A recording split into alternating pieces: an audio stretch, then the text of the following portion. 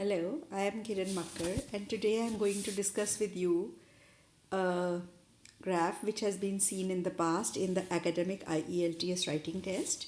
In fact, these are two column graphs. The charts below show the density of people in 2003 and the change of population from 2003 to 2005. Summarize the information by selecting and reporting the main features and make comparisons where relevant. So you can see these are two column graphs. This is the number of people per square kilometer in 6 countries in 2003. And here it is the percentage of change in population from 2003 to 2005. So here on the x-axis we have the number, and the 6 countries on the y-axis we have the number, and on the x-axis we have the 6 countries. And here again we have the countries on the x-axis, and on the y-axis we have the percentage change in population. The given column graphs depict the number of people. Instead of depict, you can write illustrate the number of people per square kilometer in 2003 and the percentage change in population between 2003 and 2005. So here you can see this first sentence of the introduction I have made for the question. From the question, the charts below you don't have the charts, so I write the given, and then you know what charts these are, you can name them. The given column graphs, instead of show I have written illustrate the density of people. For density, I know density means number of people per square kilometer, it's written here. So I can write the given column graphs illustrate the number of people per square kilometer and the change of population and the percentage change of population in 6 countries. Illustrate the number of people per square kilometer in 2003 and the percentage change in population between 2003 and 2005 in 6 countries.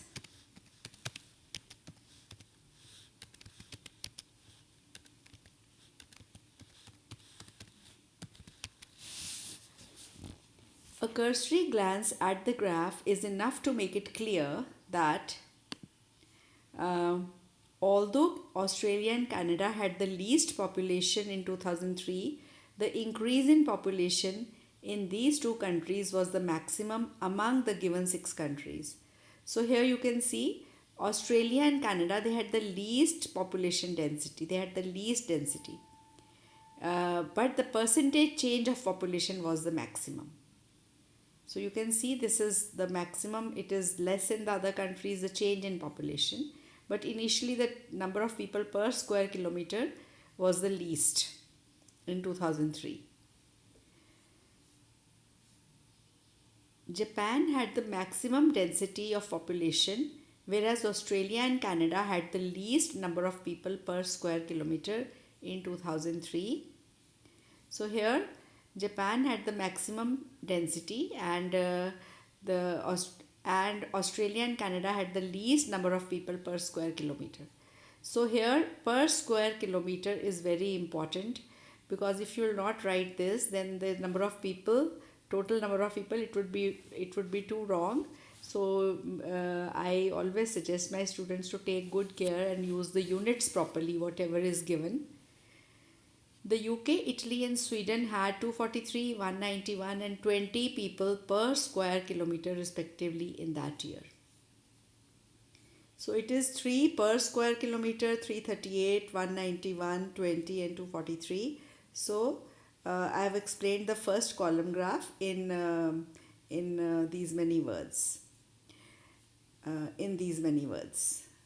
It's a small paragraph, and I've used the units, I've used the data in the brackets. This is one way of incorporating data. You can put the data in the brackets, and when you have to check whether you have used the bracket correctly, read your sentence without the bracket. If it's making sense, then the bracket has been used correctly. For example, just listen to this sentence. Japan had the maximum density of population, whereas Australia and Canada had the least number of people per square kilometer in 2003. It's making sense. So this is extra information. I've added it in the black brackets. From 2003 to 2005, Australia's and Canada's population grew by 1.42 and 1.06% respectively. So here you can see from 2003 to 2005, the Australia's and Canada's population grew by 1.42 and 1.06% respectively.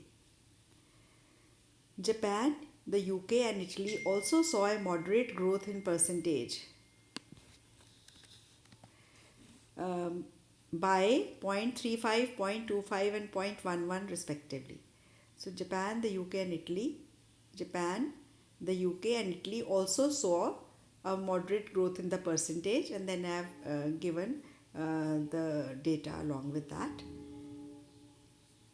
It is interesting to see that the population of Sweden decreased by 0.1% in those 2 years. So here you can see the population of Sweden, it's written minus 0.1. So I've used the word decreased. So here if I use the word decreased, I haven't used the word minus symbol here.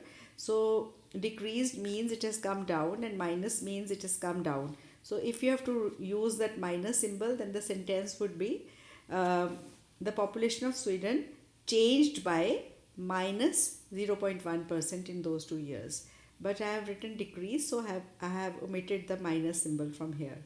Overall, Sweden is the only given country which saw a fall in population in the given 2 years. So Sweden is the only given country which saw a fall in population in the given 2 years. So this is my explanation of the graph.